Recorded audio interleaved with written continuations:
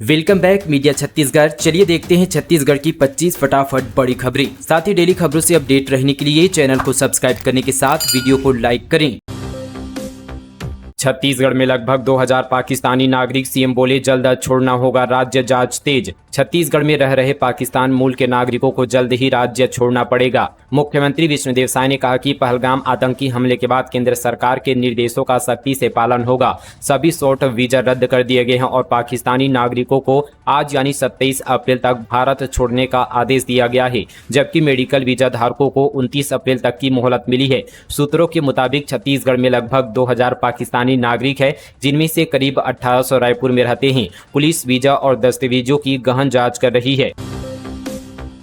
राधा स्वामी नगर में गंदे पानी की समस्या, संक्रामक बीमारियों का बढ़ रहा खतरा, जल्द निजात दिलाने महापौर से की चर्चा। छत्तीसगढ़ की राजधानी रायपुर में राधा स्वामी नगर की समस्याओं को लेकर जन विकास समिति के अध्यक्ष सुरेंद्र त्रिपाठी के साथ आईपी शर्मा ने महापौर मीनल चौबे से मुलाकात की। उन्होंने महापौर को बताया कि बस स्टैंड और टिकरी पारा नाले का गंदा पानी दूधाधारी मठ के खेत से होकर राधा स्वामी नगर की तरफ जाता है। सर्वोदय स्कूल से कॉलोनी वाली रोड में नाले का गंदा पानी ओवरफ्लो होने से आसपास के घरों में घुस जाता है, जिसकी शिकायत पूर्व में भी निगम और कलेक्टर कार्यालय में की जा चुकी है। इस समस्या के जल्द निराकरण का आश्वासन भी दिया गया था, लेकिन अब तक कोई कार्रवाई नहीं हुई है। नालियों की सफाई ढंग से नहीं होने से कॉलोनी वासियों पर गंभीर बीमारियों का खतरा मंडरा रहा है। पाकिस्तान के रक्षा मंत्री ने लिया छत्तीसगढ़ का नाम, नक्सल वारदातों की ओर इशारा, बोले पहलगाम अटैक में हमारा कोई रोल नहीं, भारत में बगावत हो रही। पाकिस्तान के रक्षा मंत्री ख्वाजा आसिफ ने पहलगाम अटैक मामले में छत्तीसगढ़ का जिक्र किया है। पाकिस्तानी मीडिया से चर्चा के दौरान उन्होंने भारत के राज्य छत्तीसगढ़ का जिक्र करते हुए कहा कि पहलगाम हमले में पाकिस्तान का रोल नहीं है। उन्होंने दावा किया कि भारत के भीतर ही राज्यों में लोग सरकार के खिलाफ बगावत कर रहे हैं। इस बात को स्थापित करने के लिए उन्होंने छत्तीसगढ़ का नाम लिया। पाकिस्तानी रक्षा मंत्री का इशारा छत्तीसगढ़ में जारी नक्सली हिंसा की ओर था, वह इसे ही बगावत बता रहे थे। दृष्टिबाधित बच्चे अब स्मार्टफोन से करेंगे पढ़ाई, समग्र शिक्षा अभियान के तहत प्रशिक्षण कार्यक्रम जारी। समावेशी शिक्षा को बढ़ावा देने के लिए उद्देश्य से समग्र शिक्षा रायपुर एवं एम जंक्शन कोलकाता के संयुक्त तत्वाधान में दृष्टिबाधित बच्चों के लिए स्मार्टफोन प्रशिक्षण कार्यक्रम का आयोजन किया गया। ठाकुर प्यारेलाल पंचायत ग्रामीण एवं विकास संस्थान निमोरा में 2 चरणों में आयोजित इस प्रशिक्षण का पहला चरण 26 अप्रैल 2025 को संपन्न हुआ। दूसरा चरण 28 से 30 अप्रैल तक आयोजित किया जाएगा। बीएनएस के क्रियान्वयन पर समीक्षा बैठक 29 अप्रैल को रखी गई। बड़ी बैठक, सभी जिलों के कलेक्टर एसपी भी ऑनलाइन जुड़ेंगे। नवीन आपराधिक कानून बीएनएस के छत्तीसगढ़ में क्रियान्वयन को लेकर मुख्य सचिव की अध्यक्षता में 29 अप्रैल को समीक्षा बैठक रखी गई है। ऑनलाइन होने जा रही इस बैठक में विधि विभाग, स्वास्थ्य विभाग, जेल विभाग और पुलिस विभाग के अधिकारी शामिल होंगे। डीजीपी, आईजी, कमिश्नर से लेकर एसपी और कलेक्टर भी इस बैठक में शामिल होंगे। इस बैठक में 3 एजेंडे पर चर्चा होगी। नए कानून के क्रियान्वयन में सभी विभागों की भूमिका, ICGS 2.0 और राज्य स्तर पर क्रियान्वयन की समीक्षा की जाएगी। पाकिस्तान में संपत्ति बेचकर छत्तीसगढ़ रहने आए हिंदू, सरकार से गुजारिश वापस ना भेजे जाए। गृह मंत्री विजय शर्मा बोले विचार करेंगे। छत्तीसगढ़ में हाल ही में 24 लोगों का एक ग्रुप सिंध पाकिस्तान से रायपुर पहुंचा है, जिन्होंने खुद को हिंदू बताया है। ये लोग ऐसे समय में राजधानी आए हैं जब देश भर में पहलगाम में हुई आतंकी हमले का विरोध हो रहा है और केंद्र सरकार ने पाकिस्तानियों को देश छोड़ने को कहा है। खुद अमित शाह ने देश के सभी मुख्यमंत्रियों से राज्य में सर्चिंग कर ऐसे लोगों को वापस भेजने को कहा है। वहीं ये ग्रुप सिंध पाकिस्तान से 22 अप्रैल को ही यहां पहुंचे हैं, जिन्होंने 25 अप्रैल को प्रदेश के गृह मंत्री विजय शर्मा से मुलाकात की और कहा कि हमें वापस नहीं जाना है। सोशल मीडिया पर पाकिस्तानियों और विजय शर्मा के बीच बातचीत का वीडियो खुद गृह मंत्री विजय शर्मा ने पोस्ट किया है।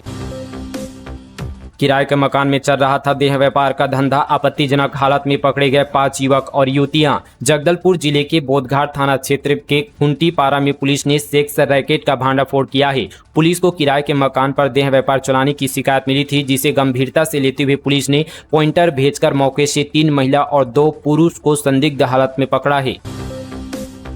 बेमेतरा में जल संकट गहराया, कई गांव में सैकड़ों पानी टंकी बनी 100%। बेमेतरा में जल जीवन मिशन सिर्फ नाम का जल जीवन मिशन साबित हो रहा है। गर्मी की शुरुआत के साथ ही यहां जल संकट की स्थिति पैदा हो रही है। जिले में केंद्र सरकार के जल जीवन मिशन स्वच्छ जल प्रदाय योजना के अंतर्गत कुल 485 पानी टंकी का निर्माण स्वीकृत है, जिनमें से अब तक 338 पानी टंकी का निर्माण हो चुका है। वहीं अभी यहां पर 147 पानी टंकी का निर्माण नहीं हो पाया है। 338 पानी टंकी में से 100 से ज्यादा टंकियों में पानी की सप्लाई नहीं हो पा रही है। तेंदुपत्ता घोटाला 28 अप्रैल तक ईओडब्ल्यू रिमांड पर डीएफओ आपसी साठगांठ कर 7 करोड़ रुपए गबन का आरोप। अधिकारियों ने संग्राहकों को पैसा नहीं पहुंचाया। सुकमा जिले के तेंदुपत्ता घोटाले में ईओडब्ल्यू ने बीते दिन निलंबित डीएफओ आईएफएस अशोक पटेल को कोर्ट में पेश किया गया। कस्टोडियल रिमांड पर खत्म होने के बाद डीएफओ को कोर्ट में पेश किया गया था। सुनवाई के दौरान ईओडब्ल्यू की ओर से अशोक पटेल की फिर से पूछताछ कस्टोडियल रिमांड पर मांगी गई है। दोनों पक्षों का तर्क सुनने के बाद कोर्ट ने निलंबित डीएफओ पटेल को 28 अप्रैल तक ईओडब्ल्यू को पुलिस रिमांड पर सौंप दिया है। नगरीय प्रशासन पीएचई और पीडब्ल्यूडी के समीक्षा बैठक में डिप्टी सीएम साहब की अधिकारियों को खरी कहा, काम में कोताही बर्दाश्त नहीं किया जाएगा। उप मुख्यमंत्री अरुण साव ने अपने एक दिवसीय बालोद प्रवास के दौरान जिले में नगरीय प्रशासन एवं विकास, लोक निर्माण तथा लोक स्वास्थ्य यांत्रिकी विभाग के कार्यों की समीक्षा की। उन्होंने बालोद कलेक्टोरेट में आयोजित बैठक में लोक स्वास्थ्य यांत्रिकी तथा नगरीय प्रशासन विभाग के अधिकारियों को मौजूदा ग्रीष्म ऋतु में लोगों को पेयजल एवं निस्तारी के लिए पानी की समस्या से जूझना न पड़े, इसके लिए पर्याप्त मात्रा में जल की उपलब्धता सुनिश्चित करने के पुख्ता उपाय करने के निर्देश दिए। उन्होंने जिले के सभी नगरीय निकायों के मुख्य नगर पालिका अधिकारियों एवं लोक स्वास्थ्य यांत्रिकी विभाग के कार्यपालक अभियंता को इस कार्य को विशेष प्राथमिकता के साथ करने के निर्देश दिए।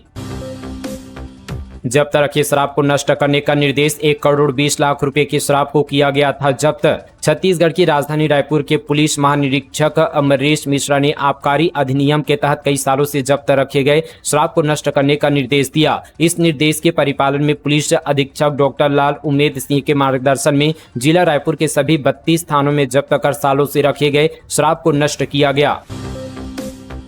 भारतमाला प्रोजेक्ट के पति पत्नी समेत 4 लोग गिरफ्तार। 1 मई तक पुलिस रिमांड पर भेजे गए। ईओडब्ल्यू के अफसर करेंगे पूछताछ। भारतमाला प्रोजेक्ट गड़बड़ी मामले में एसीबी ईओडब्ल्यू की टीम ने 4 लोगों को गिरफ्तार किया है, जिसमें उमा तिवारी, केदार तिवारी, विजय जैन और हरमीत खनूजा शामिल है। बीते दिन सभी को कोर्ट में पेश किया गया। सुनवाई के दौरान कोर्ट ने चारों आरोपियों को 1 मई तक पुलिस रिमांड पर भेज दिया है। ईओडब्ल्यू के अधिकारी उनसे पैसे गबन मामले में पूछताछ करेंगे। पति पत्नी उमा तिवारी और केदार तिवारी को दूसरे व्यक्ति का मुआवजा राशि 2 करोड़ अवैध तरीके से लेने के आरोप में गिरफ्तार किया गया है।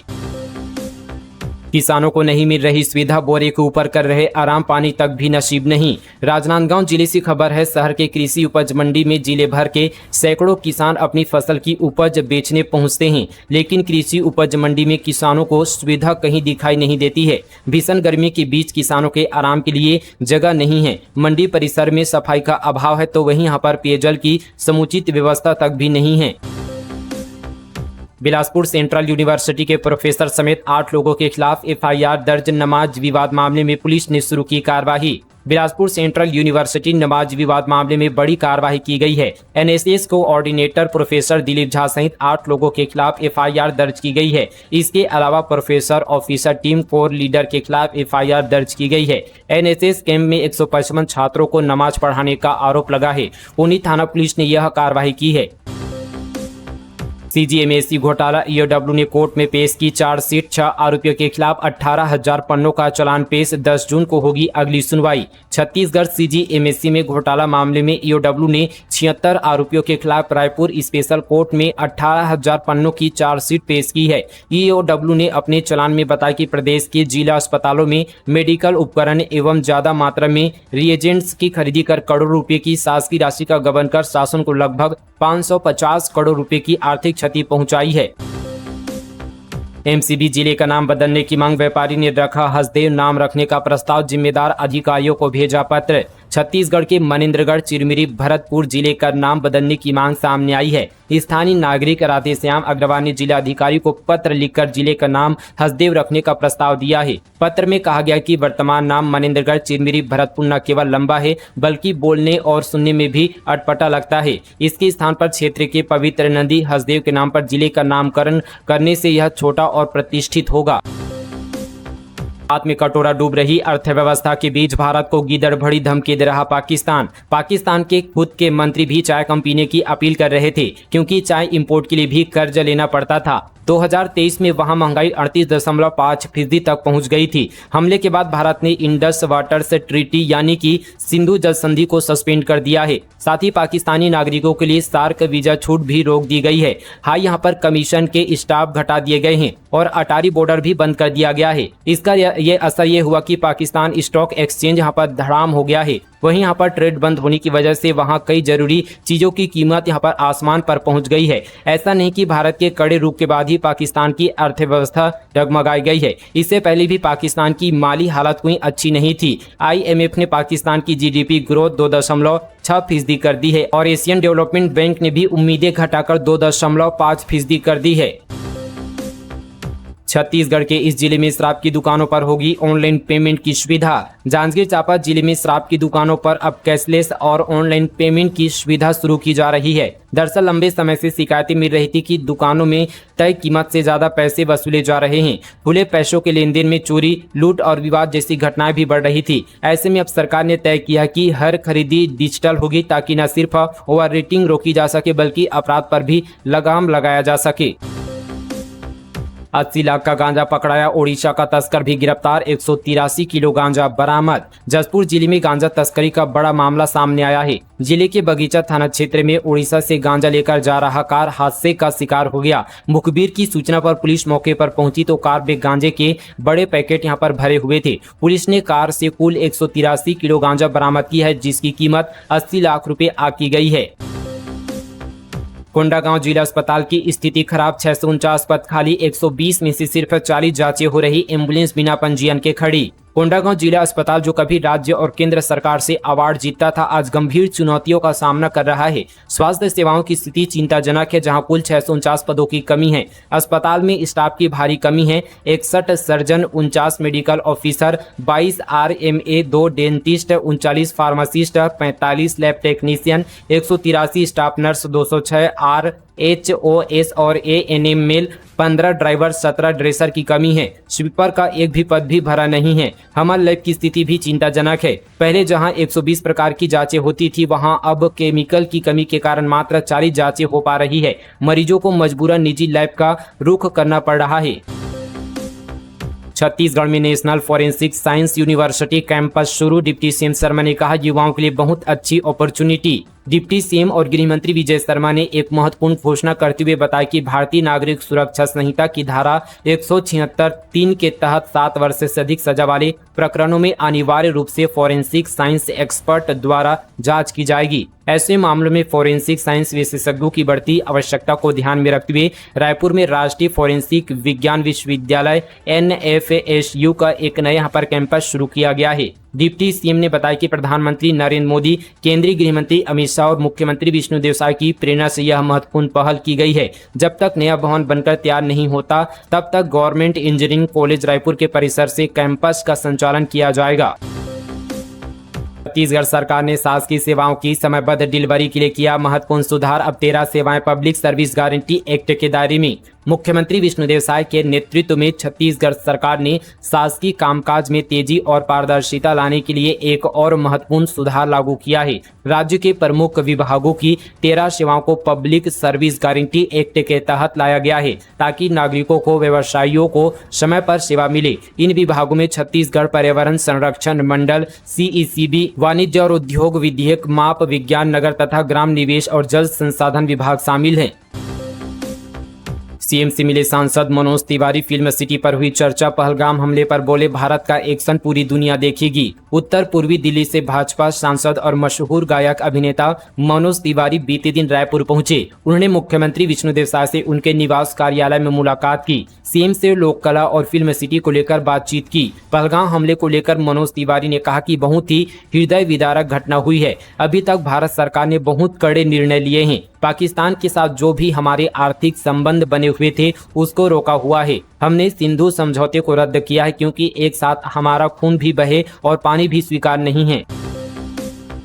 ऑनलाइन फ्रॉड का नया तरीका, झारखंड के 2 आरोपी गिरफ्तार। चॉइस सेंटर संचालक से ठगे 1,86,000, सरगुजा में भी 10 लाख की ठगी। झारखंड के 2 युवकों ने बलरामपुर जिले के राजपुर में चॉइस सेंटर के संचालक से 1,86,000 रुपए की ठगी कर ली। युवकों ने ग्राहक सेवा केंद्र संचालक के खाते में 1,86,000 रुपए ट्रांसफर किया और नगद रकम ले ली। बाद में जब बैंक खाता होल्ड हुआ तब संचालक को ठगी का एहसास हुआ। पुलिस ने झारखंड के 2 युवकों को मामले में गिरफ्तार कर लिया है। युवकों ने सरगुजा में भी चॉइस सेंटर संचालकों से 10 लाख रुपए की ठगी की थी। तो दोस्तों ये थी आज की तमाम छत्तीसगढ़ की नॉनस्टॉप बड़ी और ताज़ा खबरें। दोस्तों इसी तरह की और खबरों से अपडेट और जुड़े रहने के लिए चैनल को बिल्कुल सब्सक्राइब कीजिएगा। साथ ही इस वीडियो को लाइक करने के साथ शेयर कीजिएगा ताकि छत्तीसगढ़ भाइयों को भी इसी तरह की नॉनस्टॉप खबरें देखने को मिले। इसके साथ ही जाते जाते दोस्तों आप इस वीडियो को छत्तीसगढ़ के किस जिले से देख रहे हैं नीचे हमें कमेंट पर बताना बिल्कुल ना भूलें। चलिए दोस्तों आज के लिए बस इतना ही। तब तक के लिए जय हिंद, जय छत्तीसगढ़, जय जोहार।